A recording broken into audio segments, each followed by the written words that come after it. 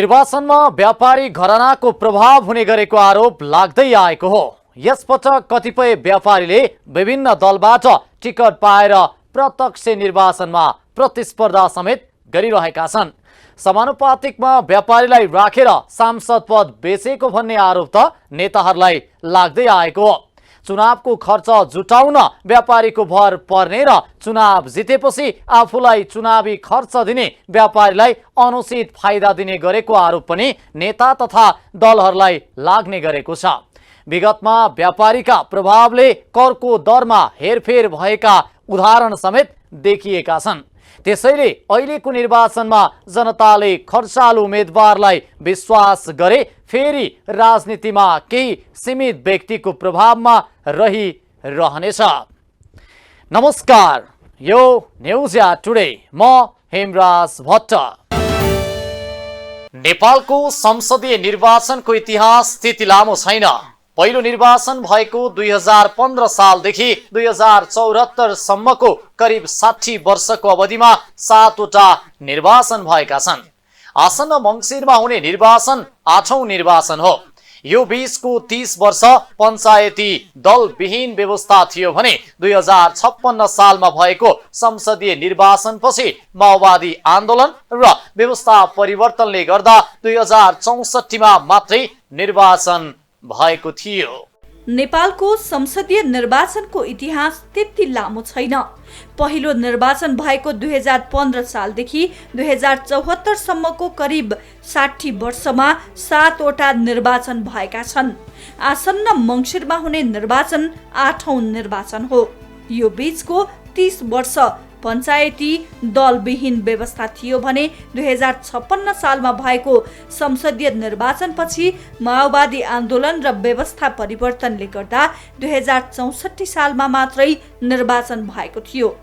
त्यसो त 15 सालभन्दा अगाडि नै निर्वाचनको प्रक्रिया नेपालमा प्रयोगमा आए तापनि संविधान सम्मत निर्वाचन प्रणाली 15 सालमा मात्रै संसदको चुनावबाट आरम्भ भएको हो। यो संसदीय निर्वाचन 2007 सालमा राजा त्रिभुवनले घोषणा गरेको संविधान सभाको निर्वाचनको सम्बन्धमा कुन एकाइ संविधान सभा वा संसदको निर्वाचन भन्ने वाद विवाद हुँदै अन्त्यमा संसदको निर्वाचन भएको थियो। मुलुकमा आधुनिक निर्वाचन अभ्यास हुनु पूर्व नै राणा कालमा नेतृत्व छनौट र निर्वाचनका केही प्रयास भएका थिए। प्रत्यक्ष निर्वाचन आउनु पूर्व नै 1987 सालमा नेपालका विभिन्न स्थानमा जनप्रतिनिधि छान्नको लागि स्थानीय प्रशासनिक इकाइको रूपमा पञ्चायतको स्थापना गरियो। नेपालको पहिलो संसदीय निर्वाचन 45 दिन समय लगाएर 2015 साल फागुन 7 मा सुरु भएको थियो। प्रजातन्त्र स्थापनाको 8औं वर्षगाँठको अवसरमा चुनाव गराइएको थियो। 109 क्षेत्रका लागि भएको प्रत्यक्ष चुनावमा 700 भन्दा बढी उम्मेदवारहरू थिए। पहिलो संसदीय निर्वाचनमा 21 वर्ष माथिका मतदातालाई भोट खसाल्ने व्यवस्था मिलाइएको थियो। सो निर्वाचनमा 42,43,468 मतदाताले मत खसालेको निर्वाचन आयोगले प्रकाशित गरेको नेपालको निर्वाचन इतिहास पुस्तकमा उल्लेख छ। यो निर्वाचनमा नेपाली काङ्ग्रेसले 74 स्थानमा जित हात पार्यो, तर पहिलो संसदले 18 महिना पनि काम गर्न पाएन। राजा महेन्द्रले 2017 सालमा संसदीय व्यवस्था नै खारेज गरिदिएपछि नेपाली प्रजातन्त्र टकराउपूर्ण अवस्थाबाट गुज्रियो। 63 वर्षको अवधिमा नेपालको व्यवस्थापिकाले कहिले निर्दलीय त कहिले बहुदलीय र कहिले एक सदनात्मक त कहिले 2 सदनात्मक व्यवस्थापिकाको अभ्यास गर्दै आएको छ। 2064 सालदेखि 69 र 70 देखि 72 सम्म संविधान सभाले नै व्यवस्थापिका संसदको पनि काम गर्यो। 2072 सालदेखि 74 सम्म सोही सभा रूपान्तरित संसदको रूपमा क्रियाशील रह्यो। 2046 सालको आन्दोलनपछि 47 साल कार्तिक 23 गते नेपाल अधिराज्यको संविधान 2047 जारी भयो। 2048 सालमा फेरि प्रतिनिधि सभा सदस्य निर्वाचन भयो। 205 निर्वाचन क्षेत्रमा भएको चुनावमा 65% मत खसेको थियो। नेपाली कांग्रेसले 110 सिटमा जित हात पार्दा नेकपा एमालेले 69 सिट जित्यो। 2048 सालमा बनेको सरकारले पूरा अवधि काम गर्न सकेन। नेपाली कांग्रेस नेतृत्वको सरकार ढलेपछि राजा वीरेन्द्रले 2051 साल कार्तिक 29 मा प्रतिनिधि सभाको निर्वाचन गराउनुभयो। सो निर्वाचनमा कांग्रेसले यसअघिको बहुमत गुमायो। एमालेले 88 सिट जित्दा कांग्रेसले 83 मा मात्रै विजय हासिल गर्यो। यही चुनावबाट एमाले नेता मनमोहन अधिकारी अल्पमतको सरकारको प्रधानमन्त्री बन्नु भएको थियो। 2056 सालमा भएको निर्वाचनमा कांग्रेसले फेरि बहुमत ल्यायो। 205 मध्ये 111 सिटमा कांग्रेसले जित हात पार्यो। एमालेले 71 र राष्ट्रिय प्रजातन्त्र पार्टी राप्रपाले 11 सिट जित्यो। 2064 साल चैत 28 मा मुलुकमै पहिलोपल्ट संविधान सभाको निर्वाचन सम्पन्न भयो। यो निर्वाचनमा 74 वटा राजनैतिक दलहरूले भाग लिए। सशस्त्र विद्रोहको बाटो छोडेर शान्तिपूर्ण राजनीतिमा सामेल भएको नेकपा माओवादीले प्रत्यक्षतर्फ 120, समानुपातिक तर्फ 100 र मनोनित 9 गरी 229 सिटमा जित हात पार्यो। कांग्रेसले प्रत्यक्षतर्फ 37, समानुपातिकमा 73 र मनोनित 5 गरी 115 सिट जित्यो। एमाले प्रत्यक्षतर्फ 33, समानुपातिकमा 70 सिट र मनोनित 5 गरी 108 सिट प्राप्त गर्यो। मधेस आन्दोलनबाट उदाएको मधेसी जनअधिकार फोरम र तराई मधेस लोकतान्त्रिक पार्टीले यही निर्वाचनबाट आफूलाई राष्ट्रिय राजनीतिमा सामेल गराए। संविधान सभा निर्वाचनमा 601 सिट रहेको थियो। पहिलो संविधान सभाबाट संविधान जारी नभएपछि 2070 सालमा संविधान सभाको दोस्रो निर्वाचन भयो। मंसिर 4 मा भएको निर्वाचनमा कांग्रेसले प्रत्यक्षमा 105, समानुपातिकमा 91 र मनोनित 10 गरेर कुल 206 सिट जित्यो। एमालेले प्रत्यक्षतर्फ 91, समानुपातिकमा 84 र मनोनित 9 गरेर 184 सिट जित्दा माओवादी प्रत्यक्षतर्फ 26 सिटमा खुम्चियो। समानुपातिकतर्फ 54 र मनोनित 3 गरेर कुल 83 सिट जित्यो माओवादीले। राप्रपा नेपालले कुल 10 सिट जित्दा फोरम लोकतान्त्रिकले पनि 10 सिट नै जित्यो। नेपालको संविधान 2072 जारी भएपछि मुलुक संघीय संरचनामा गयो। 2074 सालमा तल्लो सदन प्रतिनिधि सभाको 275 सिटका लागि मंसिर 10 र 21 दुई चरणमा चुनाव भयो। सँगै 7 वटा प्रदेशमा प्रादेशिक सभाका लागि पनि निर्वाचन भयो। यद्यपि 2064 र 2070 को निर्वाचन पछिको संसदको अभिभारा भने संविधान बनाउनु थियो, तर यसले व्यवस्थापिका संसदको भूमिकामा पनि काम गर्थ्यो। यसको लागि 2063 मा बनेको अन्तरिम संविधानले विशेष व्यवस्था गरेको थियो। 2072 सालको असोजमा संविधान बनेपछि भने 3 तहको सरकारको व्यवस्था अनुसार 2074 सालमा पहिलो र आगामी मंसिरमा दोस्रो निर्वाचन हुन लागेको हो। यस पटकको निर्वाचनमा केही उम्मेदवार नौला छन्। उनीहरू पहिलो पटक संसदीय निर्वाचन लड्दैछन्।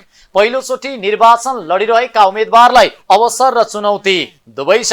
उत्कृष्ट काम गरेर असल जनप्रतिनिधि हुने मौका पनि छ नयाँ उम्मेदवारलाई।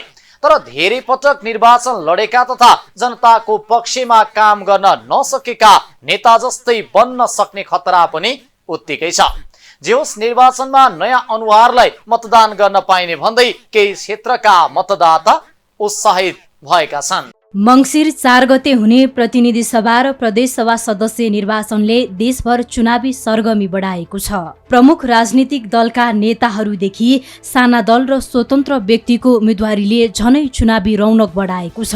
विभिन्न कलेज, क्याम्पस र विश्वविद्यालयमा राजनीति गरेका विद्यार्थी नेताहरू र विभिन्न पेसामा आबद्ध व्यक्तिहरू पेसा छोडेर यति बेला आगामी निर्वाचनमा पहिलो पटक उम्मेद्वार बनेर प्रत्यक्ष निर्वाचनमा हाम फालेका छन्। राजनीतिक दलप्रति जनताको असन्तुष्टिका कारण नयाँ दल स्वतन्त्र र चुनावमा पहिलो पटक हाम फालेका डेब्यू उम्मेद्वारले जित हासिल गर्ने अपेक्षा पनि राखेका छन्।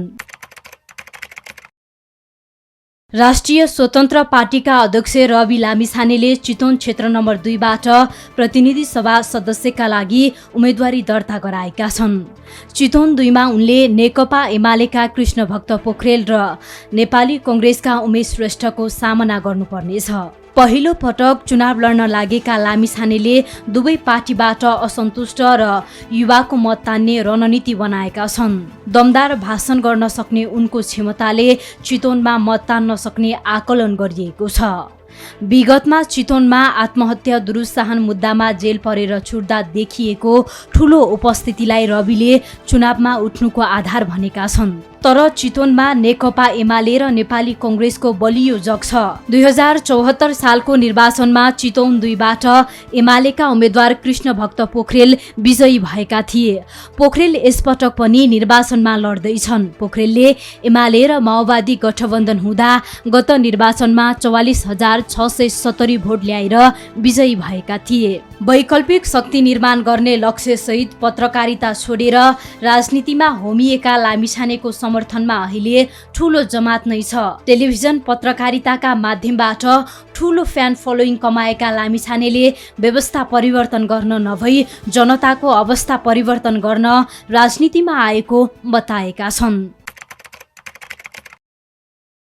विवेकशील साझा पार्टीकी पूर्व नेत्री रन्जु दर्शनाले काठमाडौँ क्षेत्र नम्बर 5 बाट प्रतिनिधि सभा सदस्यमा स्वतन्त्र उम्मेदवारी दर्ता गरेकी छिन्। उनी पनि चुनावमा पहिलो पटक डेब्यू उम्मेद्वारको रूपमा निर्वाचनमा मत पाउने आशासहित जित हासिल गर्ने पक्षमा छिन्। रन्जु दर्शनाले शनिबार चुनावी घोषणा पत्र पनि सार्वजनिक गरिसकेकी छिन्। घोषणा पत्रमा उनले निर्वाचन क्षेत्र केन्द्रित योजना र व्यक्तिगत प्रतिबद्धता समावेश गरेकी छिन्। दर्शनाले आफूले चुनाव जितेमा संसदका हरेक बैठकमा उपस्थित हुने, संसदमा सशक्त रूपमा प्रस्तुत हुने, निर्वाचन क्षेत्रका समस्या संकलन गर्ने, साप्ताहिक भेला गर्ने लगायतका प्रतिबद्धता गरेकी छिन्। उनले आफ्नो निर्वाचन क्षेत्रमा खानेपानीको समस्या समाधान गर्ने, ऐतिहासिक तथा पुरातात्विक महत्त्वका क्षेत्रको संरक्षण गर्ने, भूमिगत पानीको अध्ययन गर्ने लगायतका प्रतिबद्धता जनाएकी छिन्। त्यस्तै इन्जिनियर सागर ढकालले पनि डडेलधुराबाट उम्मेदवारी दर्ता गराएका छन्। उनले प्रतिनिधि सभातर्फ स्वतन्त्र उम्मेदवारी दर्ता गराएका हुन्। डडेलधुराबाट प्रधानमन्त्री तथा नेपाली कङ्ग्रेसका सभापति शेरबहादुर देउवाको निर्वाचन क्षेत्र हो। 5 वर्ष अगाडि बीबीसीको साझा सवाल कार्यक्रममा प्रधानमन्त्री देउवालाई प्रश्न गरेर चर्चामा आएका ढकालले प्रधानमन्त्री देउवालाई टक्कर दिन डडेलधुराबाट उम्मेदवारी दर्ता गराएका हुन्। राजनीतिक सिन्डिकेट तोड्ने उद्देश्यले ढकाल राजनीतिमा प्रवेश गरेका हुन्। प्रधानमन्त्री देउवाका विरुद्धमा निर्वाचनमा होमिएका ढकालको कदमको प्रशंसा गर्नेहरू पनि धेरै छन्। ढकालले राजनीतिमा आजीवन बिताएकाहरूले पटक पटक जनतालाई झुकाएकोले यो पटक नयाँ र योग्य व्यक्तिले जित्नुपर्ने धारणा राख्दै आएका छन्। उनले पार्टी भन्दा माथि देश रहेकाले अब राजनीतिमा युवाको क्षमताको कदर हुनुपर्ने बताएका छन्। पहिलो पटक चुनावी मैदानमा उत्रिएका ढकालले आफूले चुनाव जितेर आफ्ना एजेन्डा डडेलधुरामा विस्थापित गर्ने योजना बनाएका छन्। राष्ट्रिय प्रजातन्त्र पार्टीकी नेत्री रेखा थापाले आगामी मङ्सिर 4 मा हुने प्रतिनिधि सभाको निर्वाचनका लागि मोरङ निर्वाचन क्षेत्र नम्बर 3 बाट प्रत्यक्षतर्फ मनोनयन दर्ता गराएकी छिन्। उम्मेदवारी दर्तापछि थापाले मोरङको परिवर्तन गर्नका लागि आफू आएको बताइन्। मोरङ क्षेत्र नम्बर 3 ले 20 वर्षको अन्तरालमा कहिले विकल्प नपाएको भन्दै अब विकल्पको रूपमा युवा शक्ति बनेर आफू निर्वाचनका लागि तयारी भएको उनको भनाइ छ। उनीसँगै प्रदेशसभा सदस्य 3 कमा तीर्थ गुरुङ र 3 खमा रमेश रिजालले मनोनयन दर्ता गराएका छन्। 2074 को प्रतिनिधि सभा निर्वाचनमा मोरङ 3 बाट एमालेका भानुभक्त ढकाल निर्वाचित भएका थिए। थापाले जनतालाई झुटा आश्वासन दिने र फोहोरी राजनीतिको अन्त्य पार्टीका लागि आगामी निर्वाचनमा आफ्नो उम्मेदवारी रहेको बताएकी छिन्। यसअघि जितेका जनप्रतिनिधिले विकास निर्माणका लागि कुनै पहल नगरेको भन्दै आफू चुनावी मैदानमा उत्रिएकी छिन्। थापाले आफ्नो निर्वाचन क्षेत्रको विकासका लागि शिक्षा, स्वास्थ्य, खानेपानी, सुकुम्बासीका समस्या समाधान लगायतका क्षेत्रमा काम गर्ने बताएकी छिन्। उनी अहिले आगामी निर्वाचनका लागि जनतासँग प्रत्यक्ष रूपमा सहभागी भएर राजनीतिमा सक्रिय भएर लागि परेकी छिन्। 2073 सालदेखि राप्रपामा संलग्न रहेकी उनी अहिले पार्टीको केन्द्रीय सदस्य छिन्। लेखक तथा सामाजिक अभियन्ता युग पाठक दीप कुमार पाठकले झापा निर्वाचन क्षेत्र नम्बर 5 बाट प्रतिनिधि सभा सदस्य पदका लागि स्वतन्त्र उम्मेदवारी दिएका छन्। नेकपा एमालेका अध्यक्ष केपी ओलीले पनि यही निर्वाचन क्षेत्रबाट उम्मेदवारी दिएका छन्। उनी झापा 3 का मतदाता हुन्। उनले आफ्नो मतदाता नामावली भएको निर्वाचन क्षेत्र छाडेर एमाले अध्यक्ष ओलीको निर्वाचन क्षेत्र रोजेका हुन्। पाठकले एमाले अध्यक्ष ओली र नेपाली कङ्ग्रेसका नेता खगेन्द्र अधिकारीसँग प्रतिस्पर्धा गर्दैछन्। उनी अहिले मतदाताको घर दैलोमा गएर मत माग्न व्यस्त छन्। विकासका लागि योजना प्रत्येक गाउँमा पुगे पनि ती विकासका नाममा वर्षेनै भ्रष्टाचार बढिरहेको छ। यो समस्या समाधानका लागि आफ्नो उम्मेदवारी भएको पाठकले बताएका छन्। उनले आफू झापामा जन्मेर हुर्केको हुनाले त्यहाँको समुदायसँग घुलमिल भएको र जनताको बीचको मेलमिलाप र अन्तर्घुलनलाई शक्तिका रूपमा लिएर अघि बढ्ने धारणा व्यक्त गरेका छन्। उनले घोषणापत्र पनि सार्वजनिक गरिसकेका छन्। घोषणापत्रमा कृषि क्षेत्रमा राज्यले लगानी गर्नुपर्ने, स्थानीय स्रोत, साधन र उत्पादनमा जोड दिनुपर्ने कुरालाई समेटिएको छ। यस्तै रोजगारी, शिक्षा र स्वास्थ्यको अधिकार मौलिक अधिकार भएको भन्दै राज्य र समाज मिलेर सबैलाई स्वास्थ्यको अधिकार ग्यारेन्टी हुनुपर्ने उनको घोषणापत्रमा समावेश गरिएको छ। मङ्सिरमा हुने निर्वाचनको सरगर्मी निकै बढेको छ। निर्वाचन आयोगले निर्वाचनको तयारी तीव्र रूपमा गरिरहेको छ भने नेताहरू चुनावी प्रचार प्रसारमा व्यस्त छन्। सबैजसो नेता दैनिक मतदाता रिझाउनका लागि गाउँ गाउँमा पुग्न थालेका छन्। जनता पनि मतदानको व्यग्र प्रतीक्षामा छन्। यस्तै मङ्सिरमा हुने निर्वाचनका लागि स्थानीय तह निर्वाचनको भन्दा मतदाताको संख्या बढेको निर्वाचन आयोगले जनाएको छ। गत वैशाख 30 गते स्थानीय तहको निर्वाचन सम्पन्न भएपछि सरकारले मङ्सिर 4 गते प्रतिनिधि सभा र प्रदेश सभाको निर्वाचन घोषणा गर्यो। निर्वाचनको मिति घोषणा भएसँगै अहिले सबैजसो दलहरू आफ्नो दलको प्रचार प्रसारमा व्यस्त छन्। मतदाताहरू पनि यसपटक कस्तो उम्मेदवारलाई जिताउने भनेर छलफलमा व्यस्त देखिन्छन्। मतदाताको संख्या भने स्थानीय तहको निर्वाचन 2079 को भन्दा प्रतिनिधि सभा र प्रदेश सभाको निर्वाचनमा बढेको देखिएको छ। निर्वाचन आयोगका अनुसार आसन्न मङ्सिर 4 मा हुने प्रतिनिधि सभा र प्रदेश सभा निर्वाचनमा पौने 2 करोड मतदाता सहभागी हुन पाउने भएका छन्। आगामी निर्वाचनमा 1,79,88,570 मतदाताको संख्या कायम भएको छ। आसन्न मङ्सिर 4 मा हुने प्रतिनिधि सभा र प्रदेश सभा निर्वाचनमा वैशाखमा सम्पन्न स्थानीय तह निर्वाचन 2079 भन्दा 2,54,847 जना मतदाता थपिएका छन्। निर्वाचन आयोगका प्रवक्ता शालिग्राम शर्माले मतदाताको संख्या थपिए पनि नाम दोहोरिएका र मृत्यु भएका गरेर 2,35,000 मतदाताको नाम हटाइएको बताए। सबैभन्दा बढी मतदाता बागमती प्रदेशमा रहेका छन्। निर्वाचन आयोगको विवरण अनुसार मुलुकभरका 7 वटै प्रदेश मध्ये सबैभन्दा धेरै मतदाता बागमती प्रदेशमा 34,71,492 जना रहेका छन्। यस्तै प्रतिनिधि सभा र प्रदेश सभा निर्वाचनमा सबैभन्दा कम मतदाता कर्णाली प्रदेशमा रहेका छन्। आयोगका अनुसार कर्णाली प्रदेशमा सबैभन्दा कम मतदाता 10,08,403 जना रहेका छन्। जिल्लागत रूपमा हेर्दा सबैभन्दा बढी मतदाता मोरङ जिल्लामा रहेका छन्। मुलुकभरका 77 वटै जिल्ला मध्ये सबैभन्दा धेरै मोरङमा 7,35,525 मतदाता रहेका छन्। सबैभन्दा कम मतदाता भने मनाङमा रहेका छन्। मनाङमा सबैभन्दा कम मतदाता 6,779 जना रहेका छन्। आयोगका अनुसार सबैभन्दा बढी मतदान केन्द्र हुने प्रदेशमा मध्य प्रदेश रहेको छ। यहाँ 4235 मतदान केन्द्र रहेका छन्। सबैभन्दा कम कर्णाली प्रदेशमा 1403 मतदान केन्द्र रहेका छन्। यस्तै सबैभन्दा धेरै मतदान केन्द्र मोरङमा 839 रहेका छन् भने सबैभन्दा कम मनाङमा 28 वटा मतदान केन्द्र रहेका छन्। निर्वाचन आयोगले मतदाता नामावलीमा प्रकाशित मतदाताको विवरणलाई सही र त्रुटिरहित बनाउन आयोगले प्रयास गरिरहेको जनाएको छ। मतदाता नामावलीमा भएका सानातिना त्रुटिको कारणले मात्र मतदान गर्ने अधिकारबाट कोही पनि वञ्चित हुन नपाउन् भन्नका लागि आयोग प्रयत्नशील रहने आयोगका प्रवक्ता शर्माले बताए। उनका अनुसार आयोगबाट स्वीकृत अन्तिम मतदाता नामावलीको विवरण तथा मतदान स्थल र केन्द्रको विवरण आयोगको वेबसाइटबाट हेर्न सकिनेछ। ती मतदाताका लागि देशभर 10,891 मतदान स्थल कायम गरिएको छ। 22,226 वटा मतदान केन्द्र कायम गरिएको आयोगका सचिव गोकर्ण मणि दुवाडीले जानकारी दिए।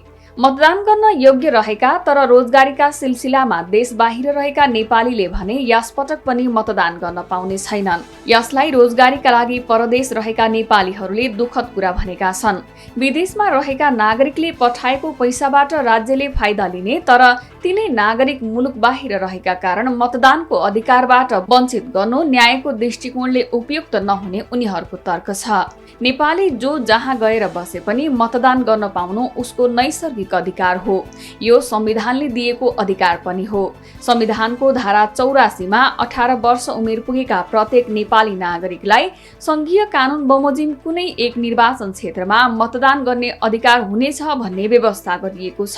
केही विकसित राष्ट्रले विदेशमा बस्ने आफ्ना नागरिकलाई धेरै पहिलेदेखि यो अधिकार दिलाएका पनि छन्। तर नेपालमा भने अहिलेसम्म यो प्रयास सुरु हुन सकेको देखिँदैन।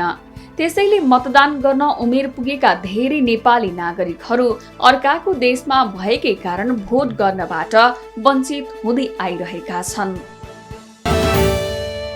यस पटकको निर्वाचनमा सिद्धान्त नै नमिल्ने दलहरूका बीचमा चुनावी तालमेल भएको छ। संघीयताको विरोधी राष्ट्रिय जनमोर्चा पार्टी सत्ता गठबन्धनमा सामेल हुँदा प्रमुख प्रतिपक्षी दल एमाले राजावादी राप्रपासँग चुनावी तालमेल गरेको छ। सिद्धान्त नै नमिल्ने दलहरू संघको एकताले मुलुक अब कहाँ पुग्ला यो प्रश्न दर्भिलो बनेको छ। गठबन्धनका नाममा दलहरू सत्तामा जाने भर्याङ बनाइरहेका छन्। निर्वाचन जितेपछि सिद्धान्त नमिल्ने यी पार्टीहरूका बीचमा वैचारिक द्वन्द्व हुने निश्चित जस्तै छ। यसले फेरि पनि राजनीतिमा अस्थिरताका साथै सत्ता भत्काउने र जोगाउने खेल हुने देखिन्छ। हवस् त आजलाई न्युज एट टुडे यति नै। हामी सबै बिदा चाहन्छौँ। नमस्कार।